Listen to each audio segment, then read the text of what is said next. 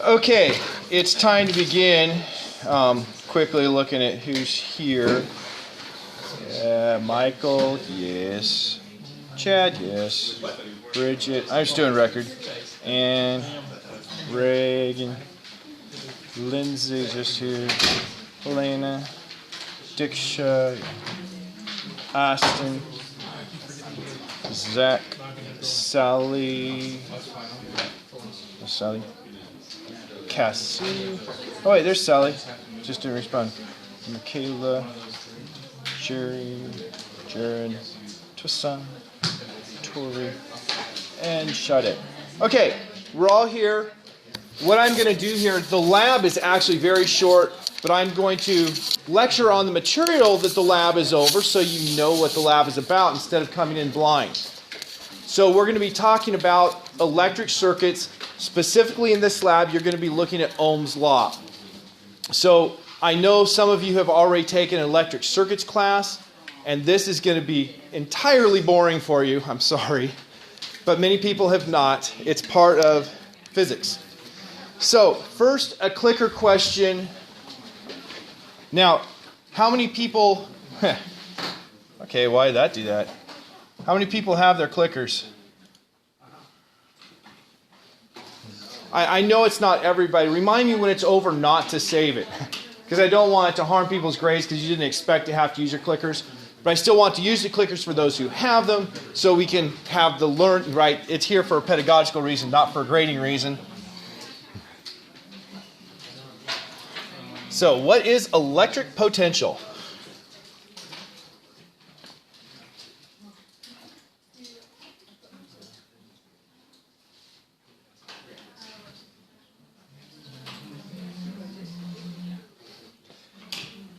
Okay, anyone else? Wow. We might all have them here. Do you have yours, Bridget? And Cassie has hers? Wow, everybody has them. Huh, excellent. You guys are like prepared.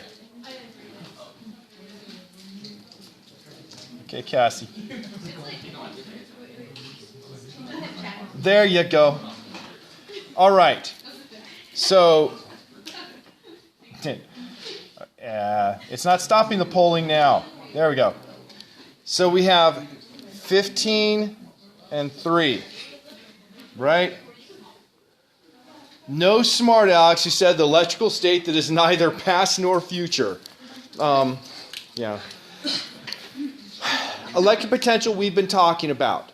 What is the colloquial name we give to electric potential? Voltage. Okay, so electric potential is the same as voltage. And that voltage is defined, or electric potential is defined, technically it's defined with the change, delta V is equal to delta U over Q, right? That's how we define it. The change in voltage, or change in electric potential, is the change in potential energy per charge.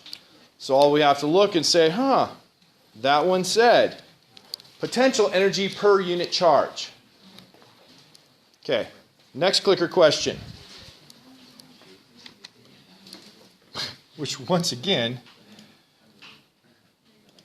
is now open for polling. Oh, it's not there. There. I hit forward twice apparently. What is electric current?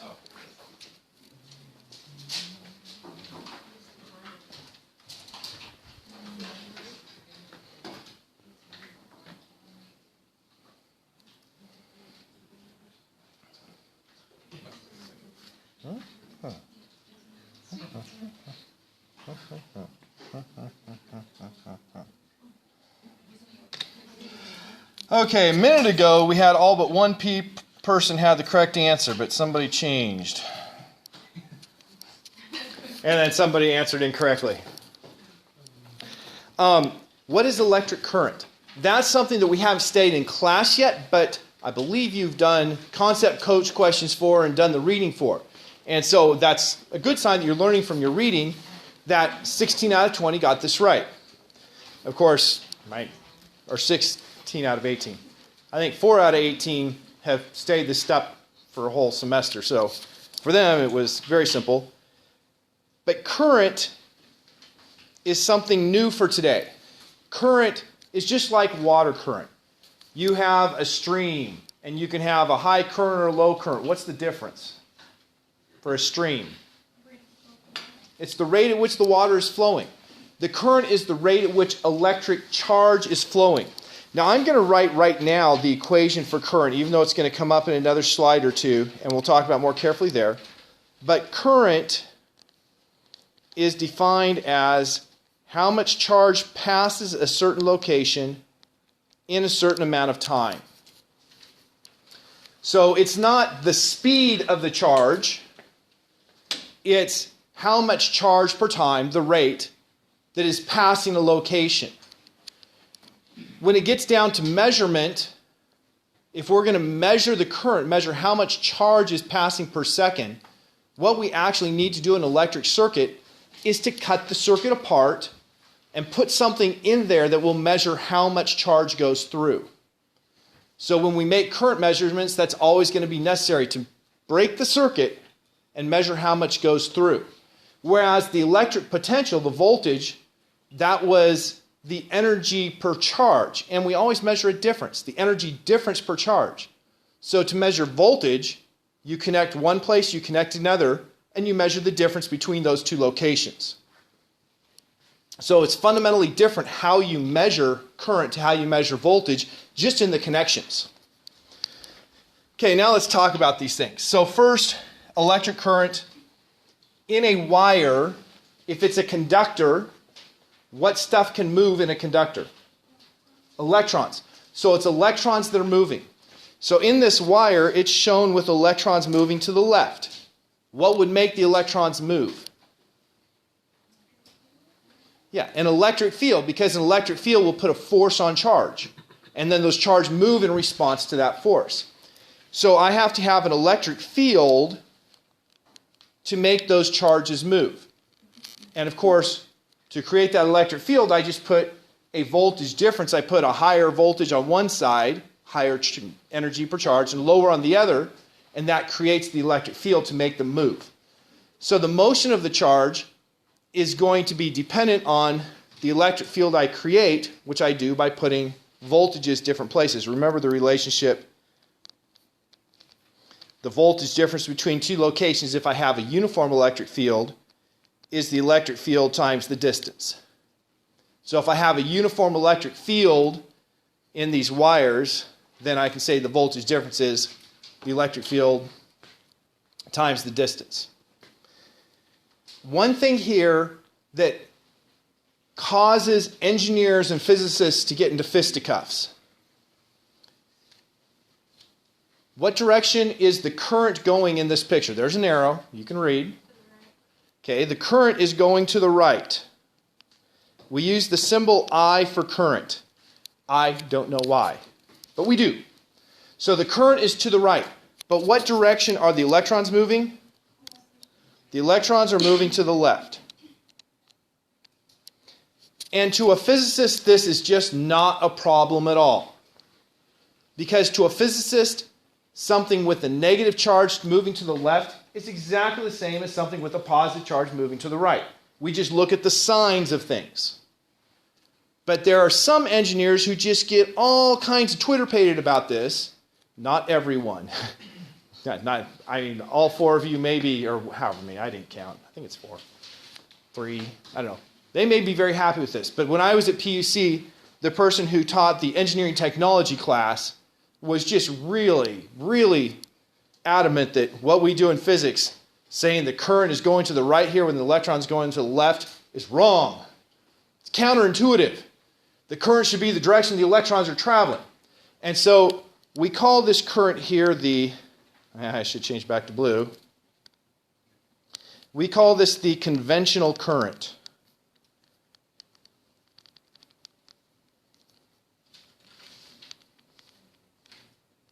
Because it follows the mathematical relation that current is equal to the charge per unit time. And then there are some people who like to talk about the electron current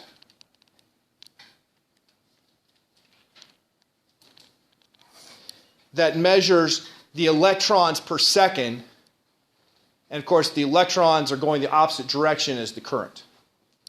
Now, if that's not enough, do you suppose that current's a vector? It sure looks like it, right? Because I gave it a direction. And what's a vector? Direction and magnitude. Technically, current itself is not a vector. Current density is a vector and current is not. And you integrate with the dot product to go from the current density to the current. That's not something I'm going to worry about too much. When we get to talking about Ampere's law, or I'll have Toussaint say it for me sometime so we can hear the correct pronunciation. But Toussaint. Jerry, do you speak French too? No. No, Jerry is not a good linguist, he says. No, yeah. How many languages do you speak, out of curiosity? Yeah, only 6.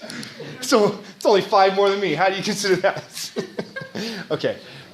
I wish I could speak anything besides English fluently. So getting back to this. Obviously, if you speak 6 languages, you're going to count as a linguist. He's a future spy if he's not already, right, Jerry? Yeah, question. So since electric field's going that way, and electric field always starts on the positive, that's why electrons are going that way, because they're attracted to the positive? Yeah, when you put this on, you put a positive voltage over here, Okay, yeah. and a negative voltage over here. And so the negative charge, the electrons, go toward the positive voltage. Okay. So there was a current that way. But the current is going the other direction. Okay. Yeah. Because positive charge would be attracted to the negative. Yeah. Okay. So we have this electron current versus conventional current. When we get to Ampere's law, in Ampere's law, technically, Ampere's law and what's Faraday's law of induction, I like to put vector signs in these things, and technically you're not supposed to. So there's when we're going to get to a point where it makes a difference, and we can argue about it if you feel like it, but I won't feel like it, that is. Okay, so we know what current is. Current is caused in a wire by the motion of electrons. And so I have those people who get annoyed about current being the opposite direction the electrons flow. The units for current, okay, you've seen this equation enough times, I don't need to talk about it again. The units of current are clearly going to be the unit of charge, which is a coulomb, divided by the unit of time, which is a second. So the units for current is coulombs per second. And we call that coulombs per second an ampere, or amp for short, or ampere, or something like that, to be correct. It turns out a really odd thing in science. You would think that the coulomb would be a standard unit, right? The electron is a standard charge. Charge comes only in integer multiples of electron charge, unless you're talking about quarks, in which case it comes in 2/3, 1/3 of that.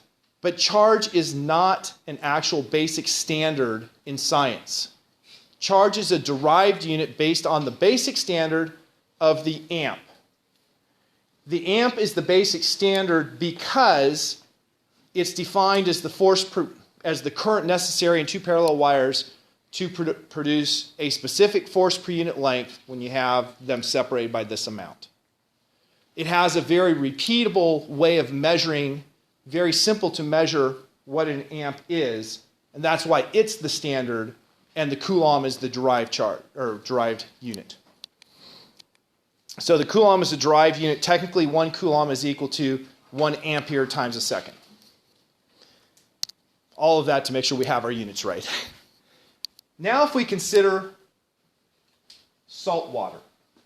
If I have salt water and I put a positive electrode on one side and a negative electrode on the other, I will create an electric field in that water, and I'm going to have charge move. But unlike a wire, I have the sodium ions and I have the chlorine ions. When I put them in water, what are the ionization states going to be for sodium and chlorine? They're what?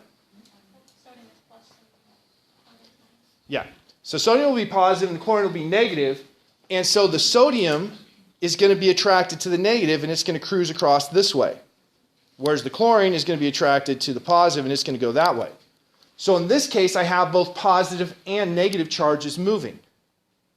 Now, what would that engineering technology teacher say at this point?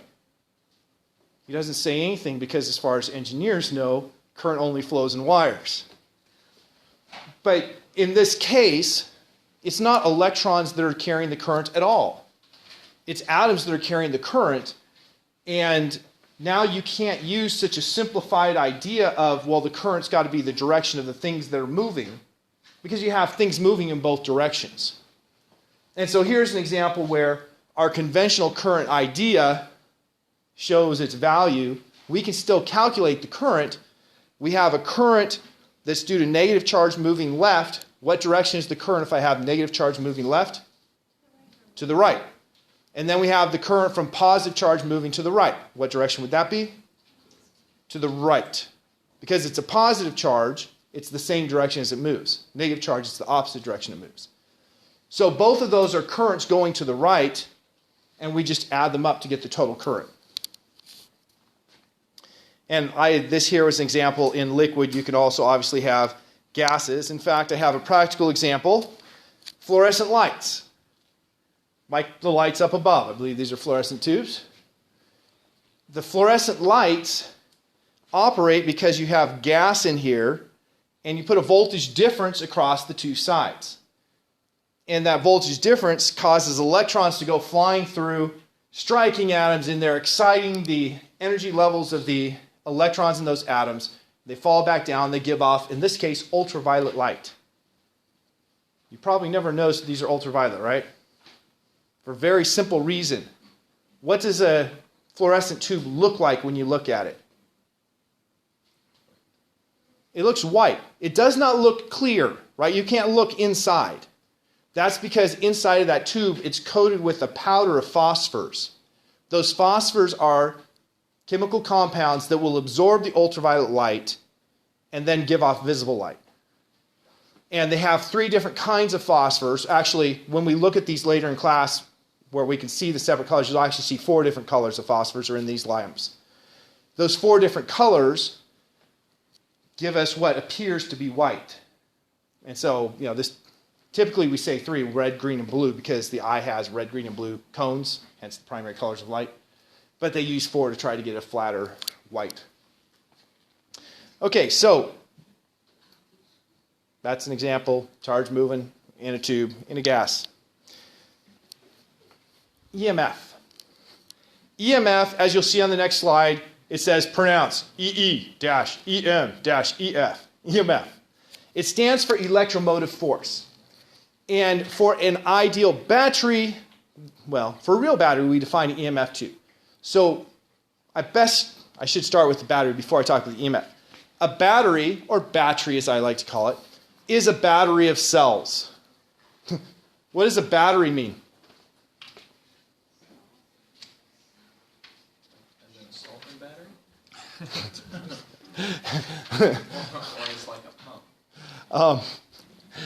Not as in a salt and battery, but a battery means a grouping of things.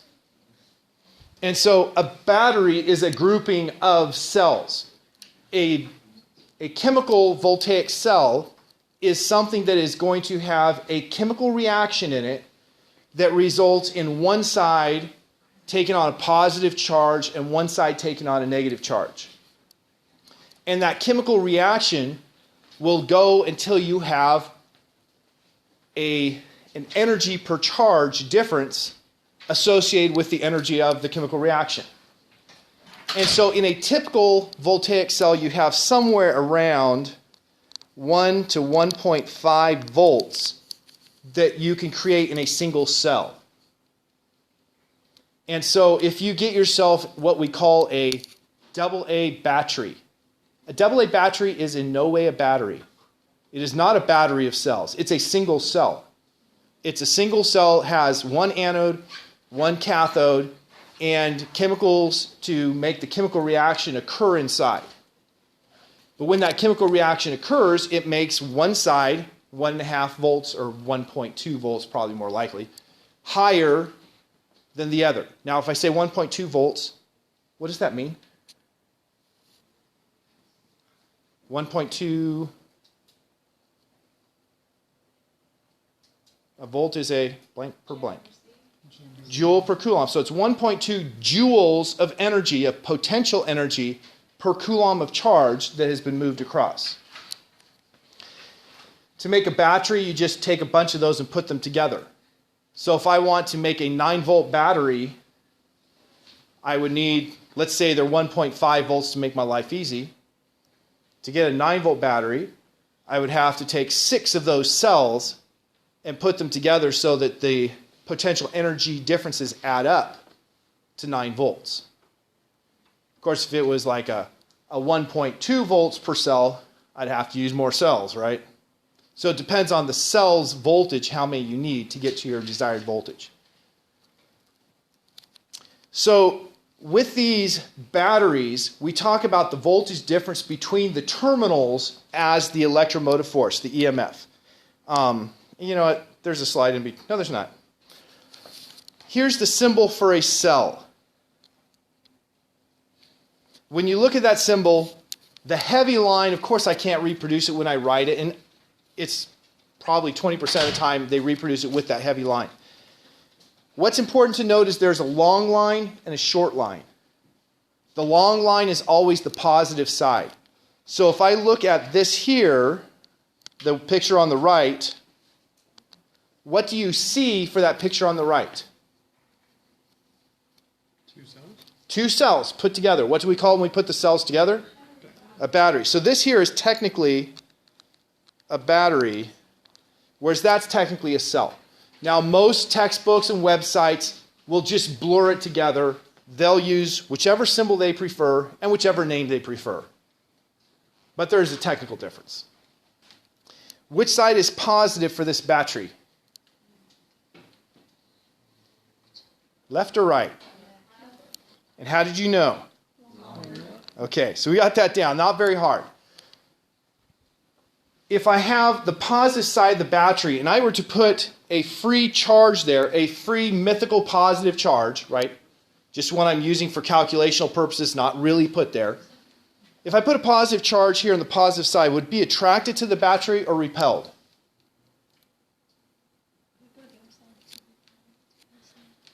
It would what? I assume it would go to the other side. Well, just the simple, is it attracted to the positive or repelled from the positive? A positive charge. Repelled. So a positive charge is going to want to be pushed away from the battery because this side of the battery is positive. And since positive charge is how we define current direction, current should naturally flow out of the positive side of the battery and into the negative side. Of course, if I'm going to make that current flow out of the positive into the negative, I need a path for it to do so. So the simplest electric circuit, and don't do this, the simplest electric circuit is that. Of course, what's going to happen as soon as I connect that wire? What can travel in a wire? Electrons. So what are electrons going to do? Let's say I have an electron right here. What's it going to do? It's going to be attracted to positive. And so I'm going to have electrons doing this. Or conversely, I will have current doing that. So I would have a circuit now, a circuit because it loops back on itself, and I would have charge that just starts cycling. But there's nothing here to restrict that. This cell is, or in my case I wrote a battery, this battery is trying to produce a certain voltage. So if it's a 9-volt battery, it's trying to produce a 9-volt difference here. But the wire is just what we call a short. There's no voltage difference from one side to the other of the wire in a static situation. And so the charge just goes whipping through that wire as fast as it can, and the battery's trying as hard as it can to keep up. So the chemical reaction is going at its maximum rate. The actual voltage will be determined by the maximum rate of that. What I'm going to do is, number one, drain my battery as quickly as possible. And number two, make this wire dissipate a lot of energy. So the wire's going to get hot. So that's why we don't want to do those kinds of things. Cassie. Yeah, I feel like AA batteries, you know how like you have a remote and you put them the opposite way. Mm-hmm. So what's going on inside of it why they do that? Okay, now when we get to the lab, we'll talk about this more carefully, but I'll talk about it right now. We have two ways that we could connect our batteries or cells. One is to put them, there's cell number 1 because a AA is technically a cell. And there's cell number 2. If each one of these is, let's say, 1.2 volts, that's what we call the EMF.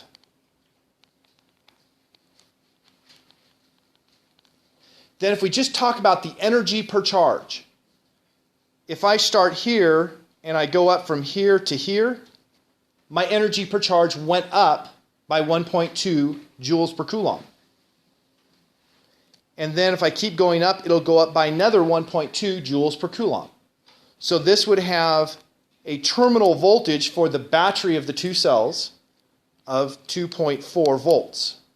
So if I connect them like that, I'm going to add up the voltages so I have more energy per charge available to me. Now I could also connect them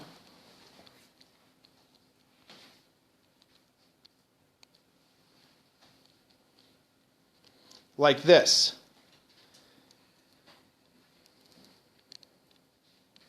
So I have 1.2 volts for that EMF and 1.2 volts for that EMF. If I start here, I could go up that way or up that way. Either way. But in both cases, how much did my energy go up per charge? Just 1.2 volts. So this way here, it's only a 1.2 volt. I didn't get the additional voltage. And then you might say, well, why would anyone ever connect it that way? And the answer is, you have a chemical reaction that cannot work at an infinite pace. It's limited. And so that means the amount of charge per second that can have its energy raised is limited by the chemical reaction. What do we call the charge per second? The current, units of amperage, or units of amps. Some people say amperage.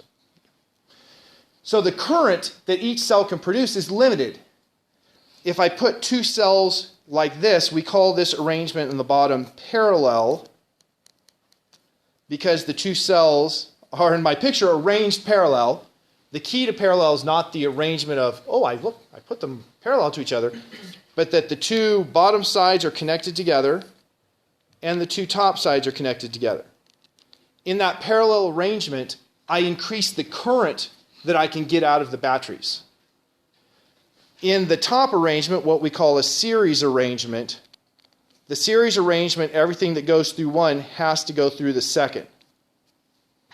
In the series arrangement, my current's going to be limited to the maximum current that either one of those cells can produce, but the voltage is higher. So two batteries in series will give me a higher voltage. Two batteries in parallel will give me a higher current. You might use 4 batteries and put these two in series and these two in series and then a combination of parallel between those two sets to get double the voltage and double the current.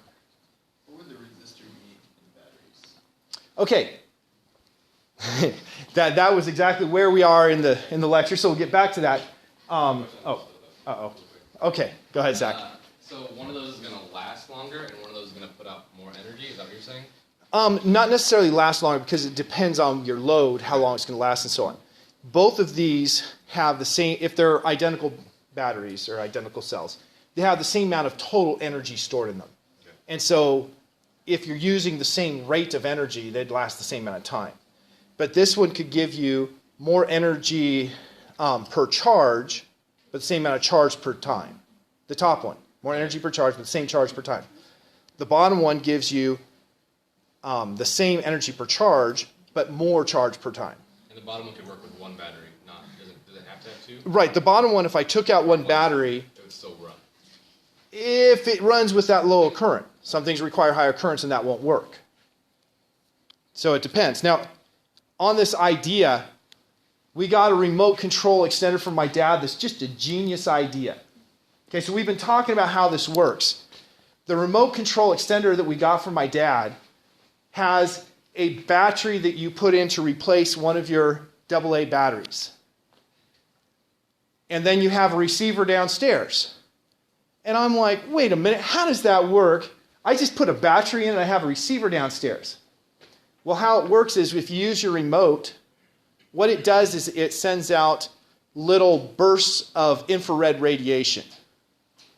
And so each time it sends out a burst, you have a sudden surge of current because you're using energy. And so that battery, instead of just being a battery, it has a little broadcaster built into it, a little radio broadcaster. And anytime current flows, the broadcaster broadcasts. And so when you press the button, it goes like, let's say it's like Morse code, you're going to have bursts of the radio waves that follow the pattern of the infrared you produced. And because they're arranged in series like this, it would only work if it's arranged in series like that. Because it's arranged in series, all the current that goes through the batteries has to go through that one with the broadcaster. And it's really ingenious. Smart engineer came up with that.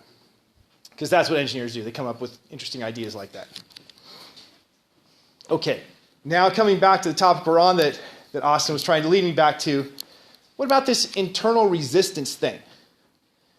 Okay, so we have this idea of the EMF, the electromotive force. The electromotive force is an anachronistic term. It's a term that really makes no sense. But back when people were naming things about batteries, they thought that a battery worked exactly like a water pump does. So a water pump puts a force on the water, and that force makes the water move.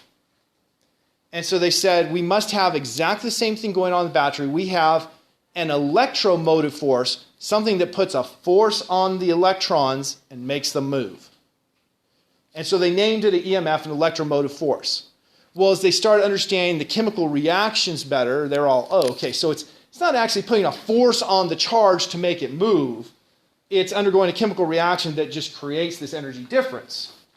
So we no longer consider EMF the correct term, but it's the one we use.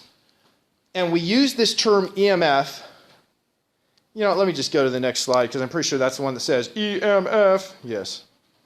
We use this term EMF, or electromotive force, to mean what the ideal voltage of a battery is. What the terminal voltage is. Okay, so you have a battery. The terminal voltage, or EMF, is the voltage difference between those two locations.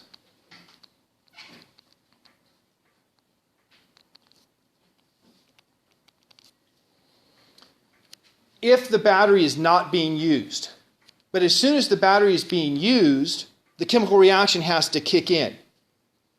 And if you're using just a small amount of current, the chemical reaction can easily keep up. And so the voltage stays pretty much exactly what it's supposed to be. But if you use more current, if you have the charge moving faster, then the chemical reaction starts to limit how much energy it can get up to. And so the voltage starts dropping. And so we model a real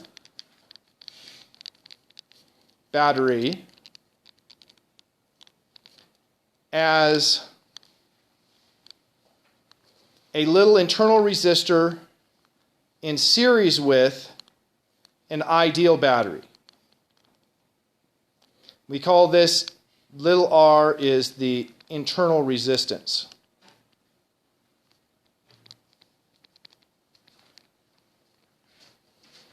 So this whole thing that I've drawn is what a real battery is modeled as an electric circuit.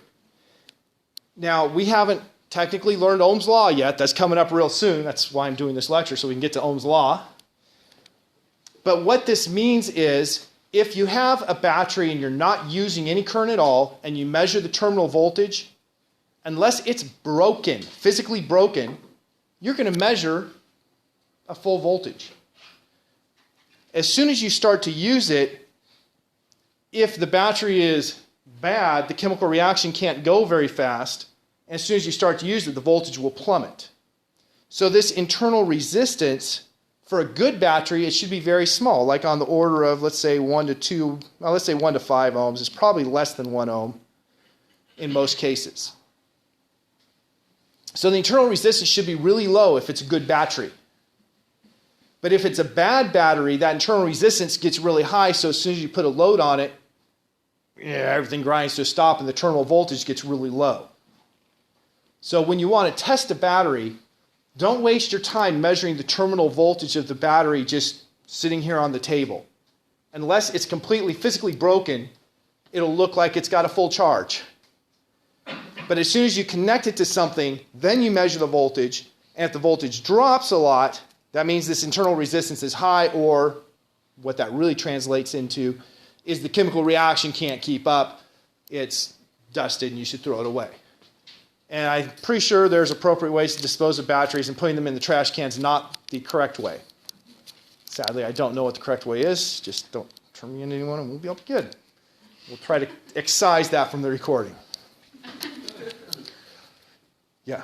So a rechargeable battery, does that have like replaceable chemical reactions, or is that something totally different? Rechargeable battery, well, let's think about, you guys are too young to have had the lead acid batteries where you actually had to put the new battery or replace the battery acid.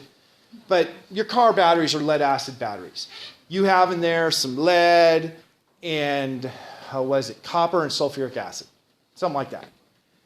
And when you use the battery, actually it's lead and zinc. When you use the battery, you actually physically have the metals being removed from one of the electrodes, going through the acid, and ending up at the other electrode.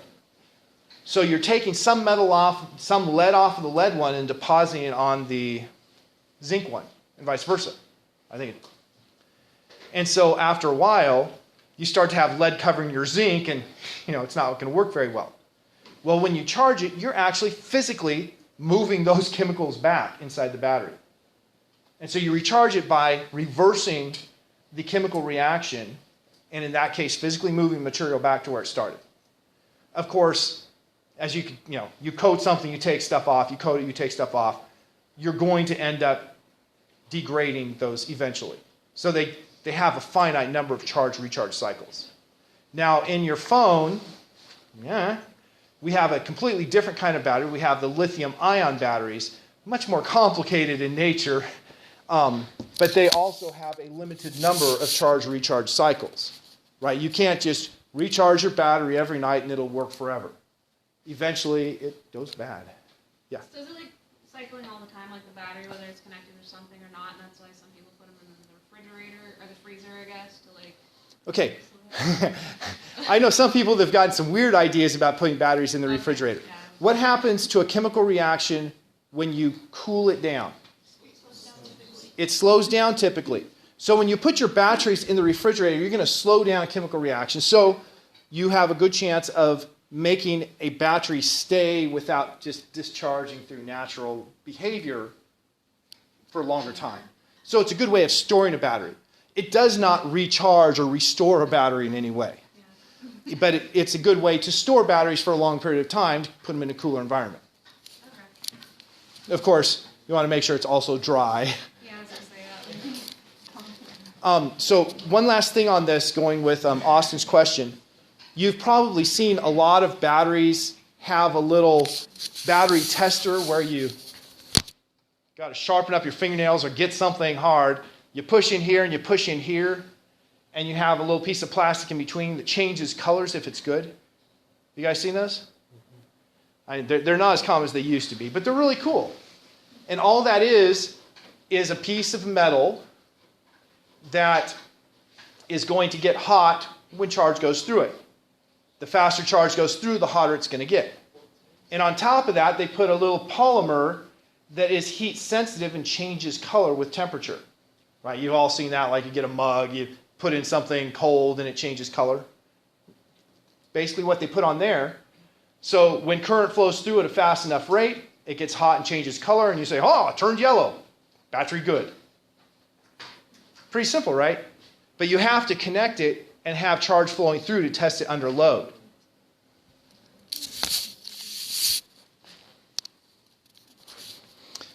Okay, we are going ultra not fast. Energy equation. We learned that work is force times distance. And for charge, Force times the distance parallel.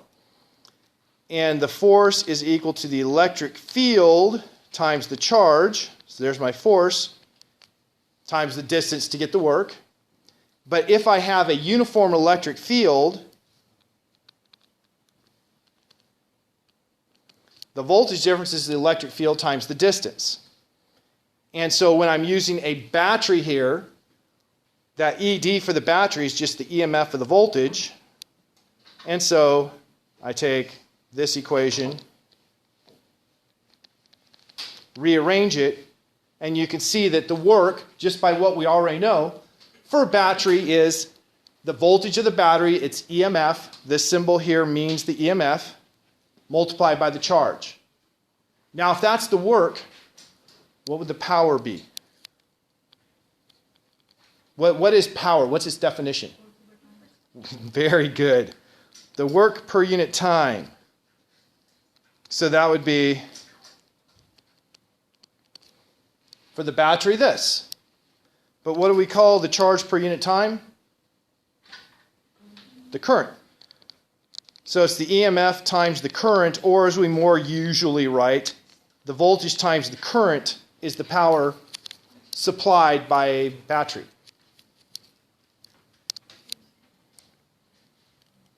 Okay, here I'm just talking about the common sizes and the voltage per cell.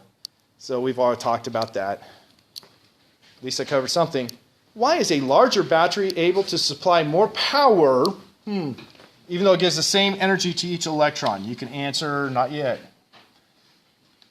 I didn't reset this slide, and so each one I have to reset. Yeah, you can answer now. Why is a larger battery able to supply more power?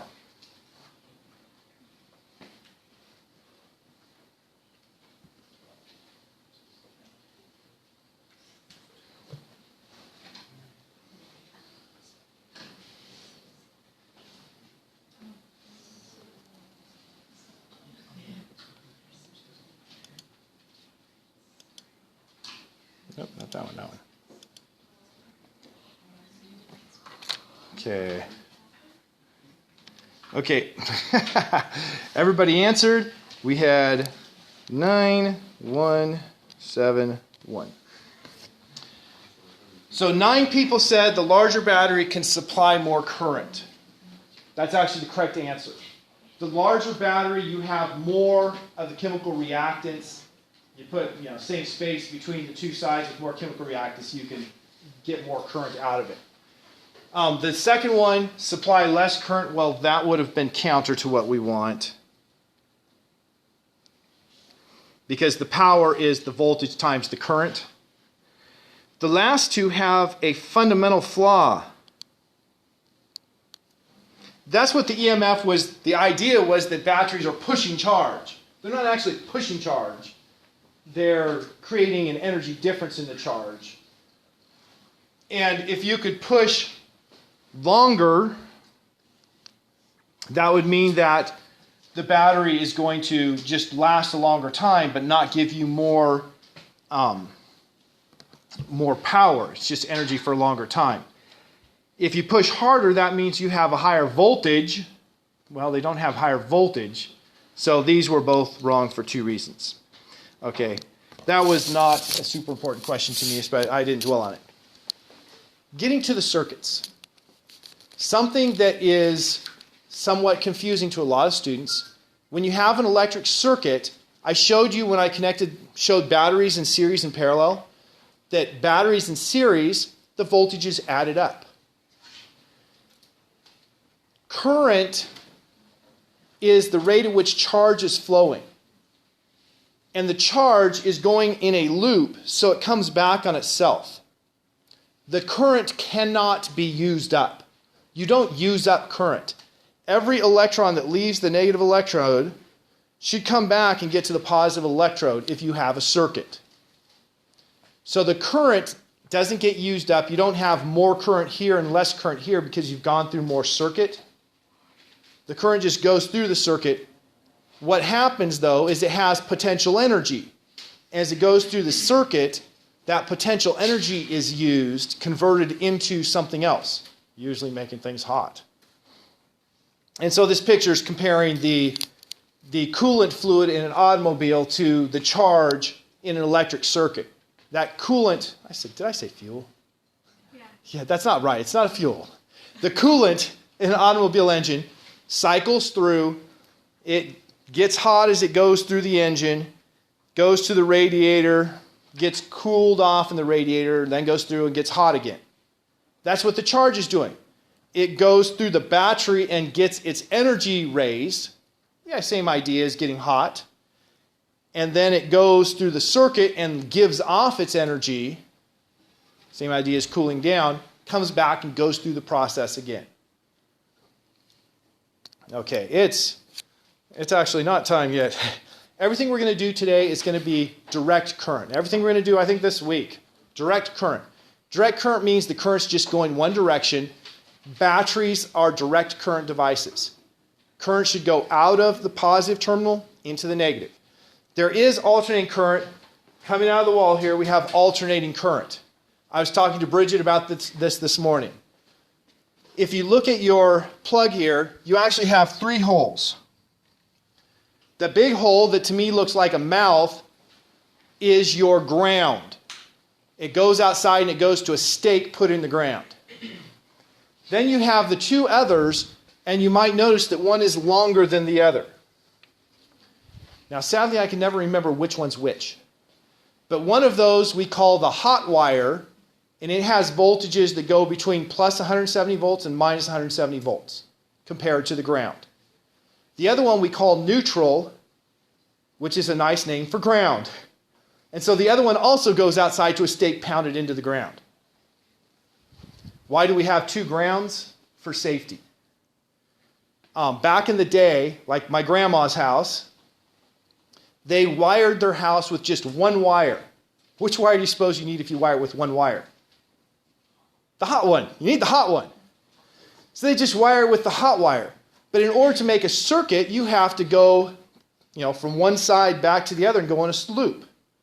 Well, the power supply basically has one side jammed into the ground and the hot is coming off of that. So all you need to do is go back into the ground and you've completed the loop. So where do you find something to get back to the ground? Water pipes. You had all these nice copper water pipes everywhere in the house. So you have a place where you want to put a plug. You have the hot wire to one side, and the other side you connect to the nearest water pipe. You complete the circuit. Genius. There could be some problems, though. Let's say grandma's in the bathtub having herself a nice bath, and somebody turns on a light switch and there's a short, and the water pipe suddenly is connected to the hot wire. And she leans her head back against the, water pipe's hot. Right? There's some danger issues involved with that. So they said, maybe we should put 2 wires in. We should not use the water pipe and run 2 wires. Well, 2 wires should be safe, except for, let's say you have the toaster. And in the toaster, you just have this wire inside. And one side's connected to hot, and one side's connected to ground. What if this wire touches the metal exterior of the toaster? And then you happen to touch the toaster. Well, you get a buzz, right? And so they figure, well, that's not safe. Maybe, and actually a lot of toasters don't do this, maybe we should have a separate ground that we connect to this. So we ground that separate from the circuit. So if there's a fault in the circuit, this here is still protected. That's why we have 3 wires now. So it's all about safety. If we didn't care about living, we could just go with the 1. Another funny thing about safety is your wires should be able to handle 15 amps of current. They get hot. In Grandma's house with the older wires, they weren't as good. And so when I believe her house caught fire, it was because of the wires getting hot. And so then we had to rewire the whole house, which is great. Okay, getting back to the topic, instead of talking about houses burning down, what's really going on inside of a wire is interesting. If you have a wire, I could pretend, believe it or not, I have 3 different paper clips here.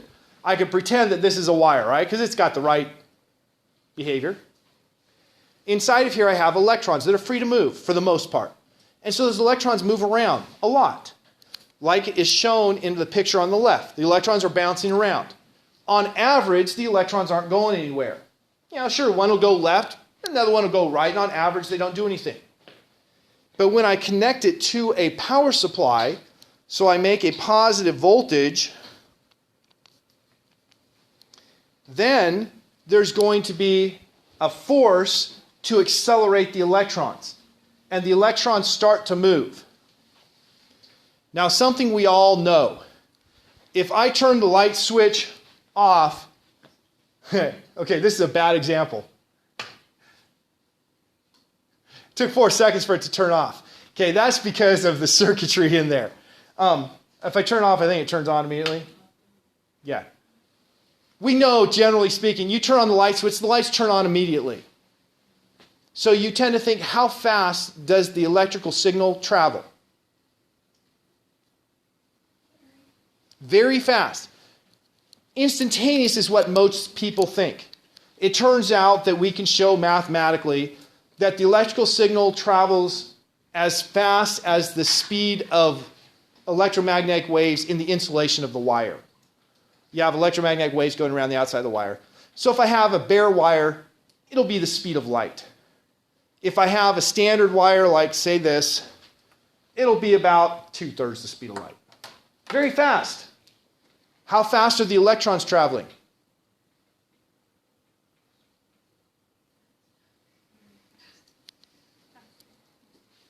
The drift velocity, how fast the electrons are actually moving down like this, is on the order of 1 centimeter per second. So those electrons are going. So how do we get the electric signal so fast if the electrons move so slow?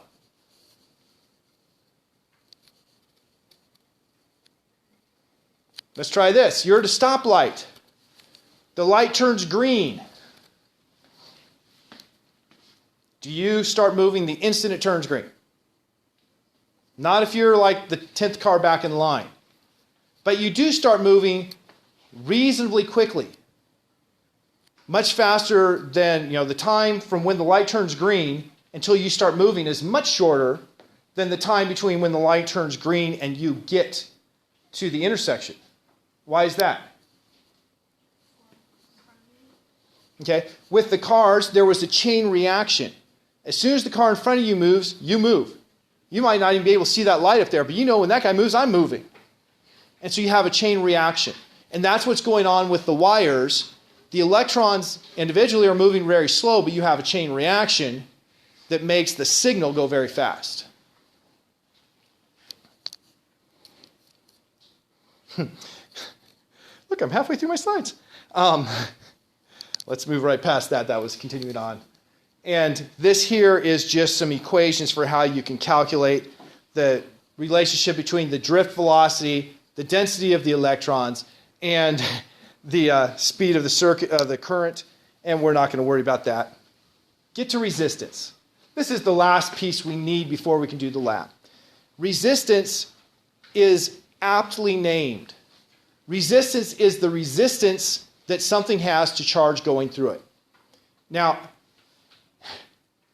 we can think of lots of things with resistance. To me, back when I was in graduate school, first school I'd been to where they actually had a football team, and they have the equipment out there for the football players to practice, and they have something that's supposed to simulate the football players having people try to knock the ball out of their hands. So what is it? A bunch of concrete pylons that are on springs, and the football players hold the ball and run between it. I was like, I wonder what that's like. So I took a run and went through it. There was a lot of resistance in those concrete pylons. And having concrete pylons hitting your bare arms without any pads or anything hurts. Now those guys, a lot of them were hitting their shoulder pads and stuff, but some of them are hitting their arms and they have to toughen up. But that provided a fair resistance for me running through. I felt really stupid after doing that, by the way. Hence I tell you. But it was supplying a resistance. It took energy to go through. If I had no energy, I would have just come to the first one and stopped, right? Well, a very small amount of kinetic energy. I had to keep supplying energy. So it's supplying resistance. That's what a resistor is doing. The resistance is making it hard for electrons to go through. In order to make the electrons go through, you have to use energy, you have to do work. And that work is taken out by the resistance, usually dissipated as heat. So resistance is a measurement of how hard it's going to be to make electrons go through. The higher the resistance, the more energy is going to be lost by the electrons as they go through. And so Georg Ohm, I just love that name, Georg, came up with a law. First of all, he said for most materials, the energy required to make charge go through is proportional to how fast you're making the charge go through. Energy required is the voltage difference, the rate at which the charge going through the current. So he said that there is a linear relationship between these two. Now, this is not a universal law. Notice the not in bold underlined. Not a universal law. It's only true for some materials. It's true over a broad range for metals. Other materials, not so big a range. For things that obey this relationship, we call them ohmic materials. And we define a resistance. So, here is the statement that I just said. Here is Ohm's law. The resistance of a material is equal to the voltage difference from one side to the other divided by the current. Now, a resistor is drawn with a symbol that looks like this. So this means a resistor.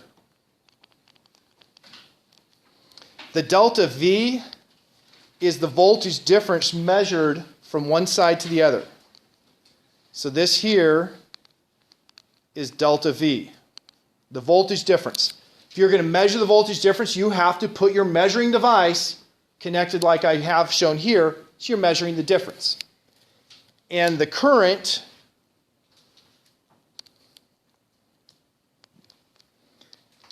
is going through that resistor. Now there's something else that's important. I said the voltage difference is across that resistor. Which side is going to be positive?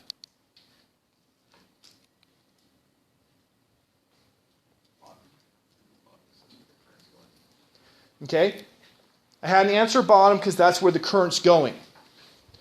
That's not correct, but I'm very thankful for you for answering. Thankful to you, whatever. Thankful to have you in my class. Let's just go with that. As the charge goes through the resistor, it's losing energy, right? The resistor is taking away energy. So it started with the highest energy and left with the lowest. Now you might say, but these are electrons.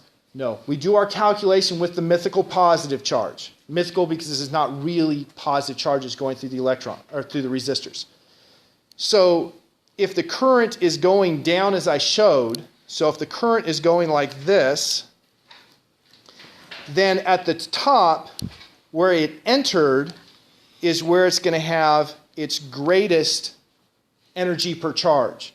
And as it goes through, it loses energy per charge, and so it's negative on the bottom side. So anytime you have a resistor and you have current going through, you can just draw that arrow for the current. The side that has the tail of the current is the positive side. The side with the head is the negative side. Or the side where it entered is positive, the side where it exited is negative. So that's important sign conventions there for the direction of the current compared to the voltage. And we're going to use that, of course, in lab today. Units of resistance. If I look at this, I would say, resistance is the change in voltage per current. So if I do change in voltage per current, that's going to be units of volts per amps. If you want to go even further, a volt is a joule per coulomb. Then you divide that by coulombs per second. Using the invert and multiply rule, that's joules times seconds per coulomb squared. That's too much writing. Those of us in physics are far too lazy to write that down a bunch of times. So instead, we name the unit of resistance the ohm. Yes, I know, that's an omega. I'm guessing ohm and omega are tied together. We use the symbol omega for resistance, and it's units of ohms. And remember, that's just a capital omega. We've already learned the lowercase omega, what a lot of people call W until they realize it's not a W.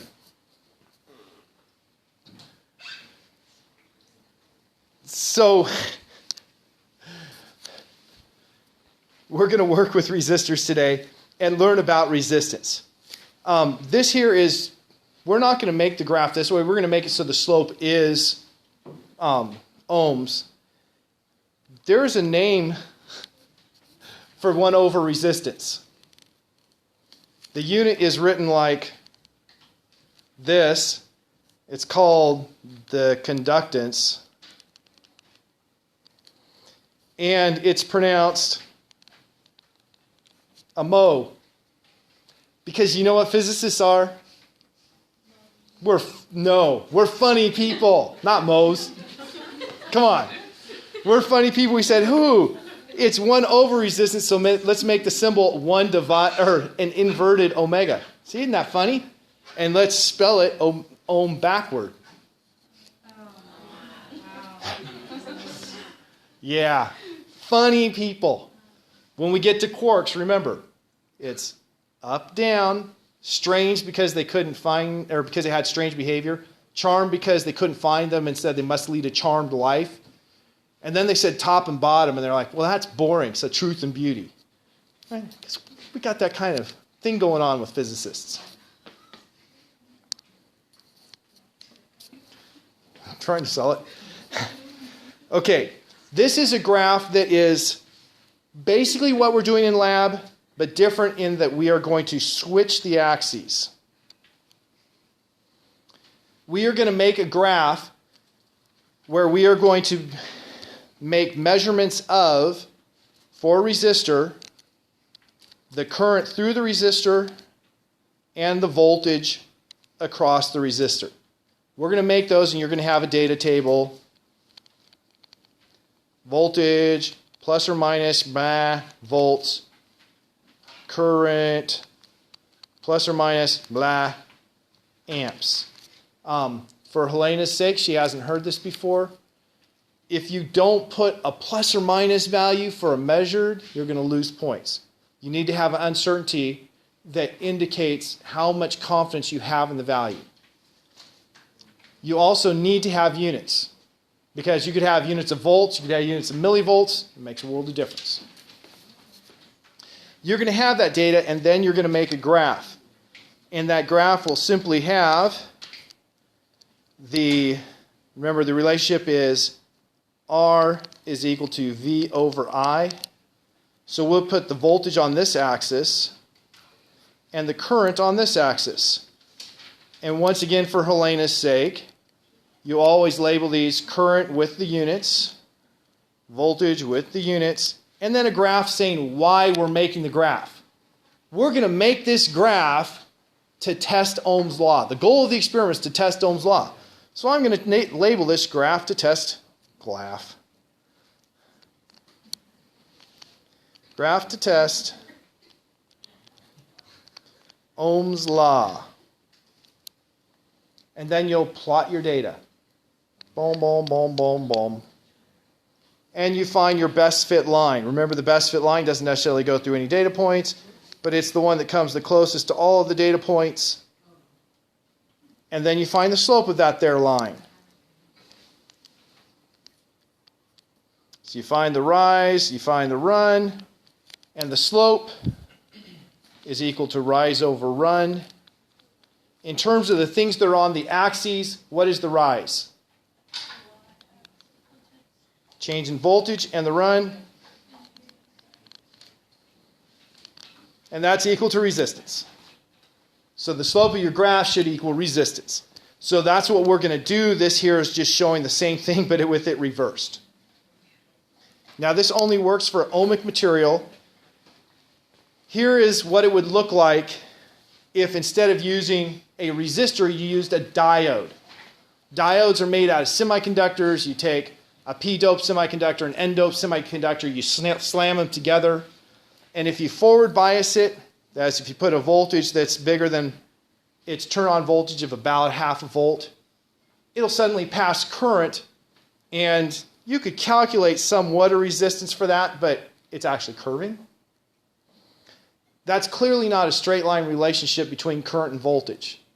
So that diode is simply not an ohmic material. You can't use Ohm's law with it because it's not the right kind of material. So why is that there? Just to indicate that not everything follows this. It's not universal. The resistance for a resistor depends on the resistivity of a material. That is a measurement of how hard it is to make charge go through a specific material. As you probably recognize, it's easier to make charge go through iron than it is to make charge go through wood. So the resistivity of wood is larger because it's harder to make charge go through it. And then you have the physical dimensions of the length of the resistor divided by the area it's going through. Think of it like a pipe. If you have a pipe with a bigger area, it's easier to get water through, so it has less resistance. Smaller area, more resistance to the water going through. Longer length, more resistance to the water going through. So this equation just makes a lot of intrinsic sense. And the resistivity, I have a table of them here. Here's a table of resistivities of typical materials. So typical conductors have a resistivity in the ballpark of 10 to the minus 8 ohms times meters. It's very low resistivity. That's not going to take much energy to make charge go through. Things that we call semiconductors have resistivities that are somewhere between, like, let's say 1/1000th to 1,000. And then things that are insulators are in the ballpark of millions or greater for the resistivity. You can see a big difference in those numbers. Not included, Reagan, Zach, what's not included here? Superconductors. What do you suppose the resistivity is like for a superconductor? It's much closer to 0. It's on the order of 10 to the minus 18 instead of 10 to the minus 8. So it's, less than 1/1,000,000th the energy required to make charge go through a superconductor than it is to make it go through a metal. So there still is a very small amount of energy necessary to make charge go through a superconductor, but it's very, very small. And the second thing here, these numbers, those tell you how the resistivity changes with temperature. If you make something hotter, the resistivity, the resistance you're going to feel as a result, is going to increase with the temperature increase. All right. That actually makes a big difference in incandescent light bulbs. The traditional old light bulb, where you just have a wire in there, the electricity goes through and it gets hot, the resistance of that changes significantly from when it's not plugged in, or not turned on, to when it's turned on, because it's hot when you turn on. Okay, that was the last slide. Now we get to the actual lab instructions. I've been talking for an hour and like 5 minutes. Let's take a little break just so you can, breathe, and we can cool the room down hopefully a little.